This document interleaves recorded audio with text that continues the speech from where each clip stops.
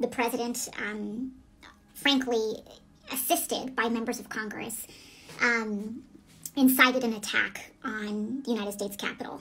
This is known as an act of insurrection, an act of sedition, and frankly, he is a traitor to our country, a traitor to the United States. And I don't really think that there's any other way you can put it. There is no other way to really put, there's no other way to put it.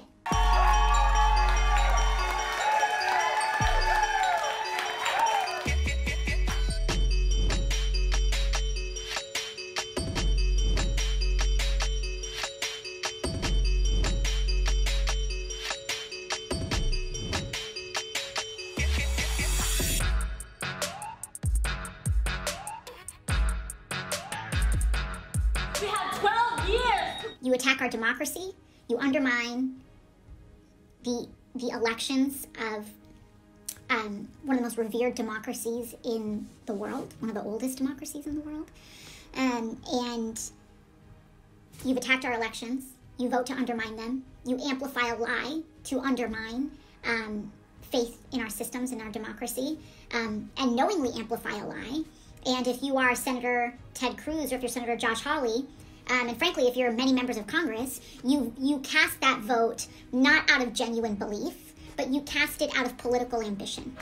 Should Leader Pelosi become the next Speaker of the House, we've got her back pursuing the most progressive energy agenda that this country has ever seen.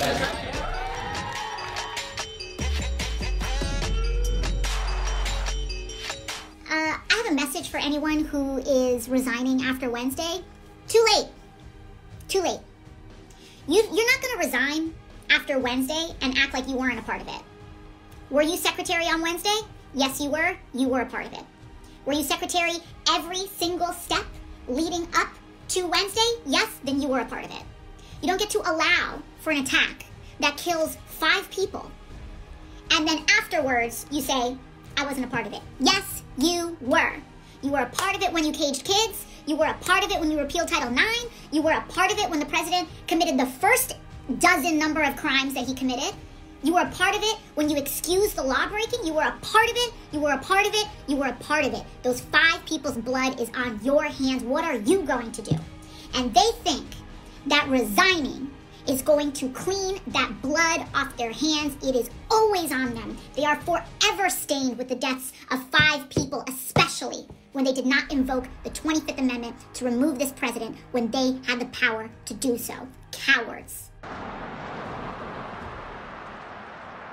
Striking is necessary to make change, because as Representative Alexandria Ocasio-Cortez states, we need to disrupt the present to change the future. But what we have to do right now is that I need folks to understand that all of us have to strap in.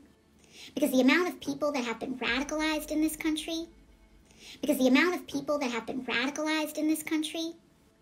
is very, very large. And it is deep. And this is a generational wound that we're going to have to fix. Because Ted Cruz can hang it up and leave, Josh Hawley can hang it up and leave, McCarthy can hang it up and leave, but they edge this on every step of the way. Wow. I'm Jeremy. I'm 20 years old, he, him pronouns, listening from Watertown, Massachusetts, land of the Nantan people. My heart is thumping in my chest. It's totally thumping. Because the amount of people that have been radicalized in this country.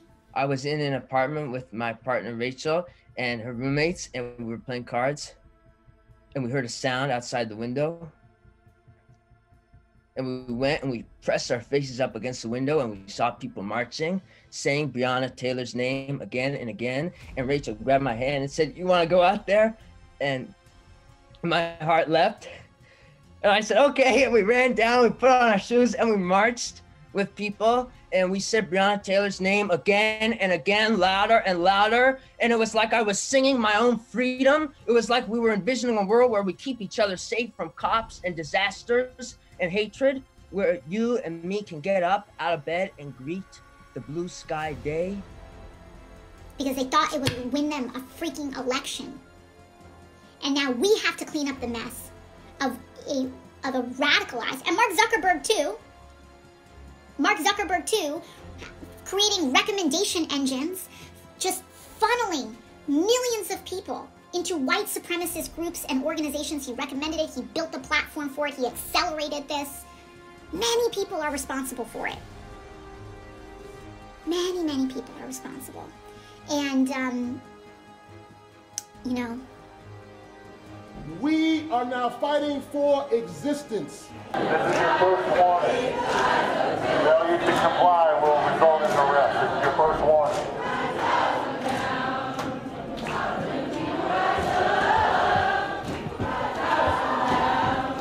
And as long as they have a shred of personal gain to get in making the same decisions, they will continue to make them. That's why they gotta go. And that's why they need to experience consequences. Not because it's punishment, not because it's I'm getting back at you, but because consequences are the only way they will stop contributing to violence. It's the only way they will stop contributing to undermining our democracy. So they need to go. They need to get out.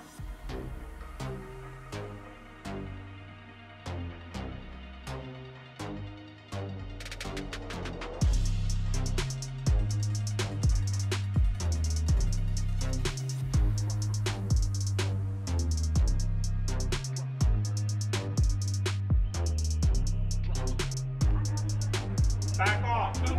Back off. We don't have a right to a clean future. We are trying to speak with her on behalf of our generation. Lock the doors. Please let us speak with her armored staff. Back up. Do it now. Back up. Do it now.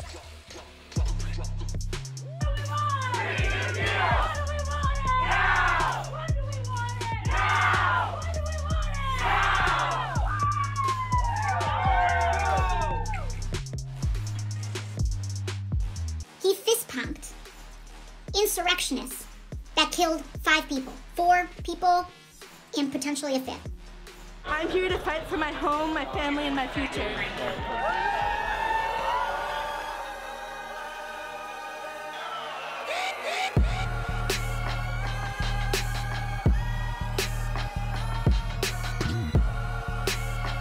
We can't bring back the folks who died because of Katrina.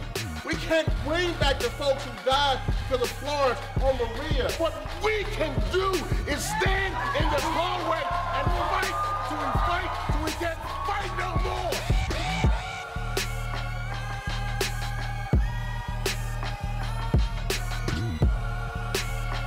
We're here to say no more excuses. And any politician who claims to care about our generation must back a Green New Deal or make way for the leadership who will. All power to the people. If another head of state went into that lawn and did what he did, I think it would be considered pretty widely by many people as a very violent and provocative attack. And there would be a response. And there should be a response to this violent and provocative attack. So We're gonna go in and share this letter, and we're gonna do it all together. Yeah. Share it in front of Feinstein. Okay. We're asking her to vote yes on the Green New Deal. We are trying to ask you to vote yes on the Green New Deal. Please. Okay, I'll tell you what. We have our own Green New Deal. Some scientists have said that we have 12 years to turn this around. Well, it's not going to get turned around in 10 years. What we can do, Senator, if is this put doesn't get turned ourselves- around in 10 years, you're looking at the faces of the people who are going to be living with these Guess what? consequences. The government is supposed to be for the people and by the people and all You know for the what's people. interesting about this group is I've been doing this for 30 years. I know what I'm doing. You come in here and you say it has to be my way or the highway. I don't respond to that. I've gotten elected. I just ran. I was elected by almost 1 million vote plurality. and I know what I'm doing. So, you know, maybe people should listen a little bit. I hear what you're saying, but we're the people who voted you. You're supposed to listen to us. That's your, How old are you? job. How old I'm are you? 16. I Well, can't you didn't vote for me. Well, I'm 24. It It doesn't matter. We're the ones who's going to be impacted. Something. It doesn't matter. We're going to be the ones who are impacted. I understand that. I have 7 grandchildren. I understand it very well. Senator, the cost of not taking this action is far higher than the cost of what the Green New Deal will be. And there is enormous popularity for this bill around the whole country. And we're asking you to be brave and do this for us and for your grandchildren. Which side are you on? Which side? Which side are you on? Side to right? Which side are you on? Side wrong? Which side are you on? I'm 16 years old. I walked out from Cleveland High School. We're fighting for our future. Why be in school if we're not going to have a future? We can introduce legislation, but if the movement work is not happening, we're not going to win. And so you have to be doing this kind of incredible movement work. Because the amount of people that have been radicalized in this country.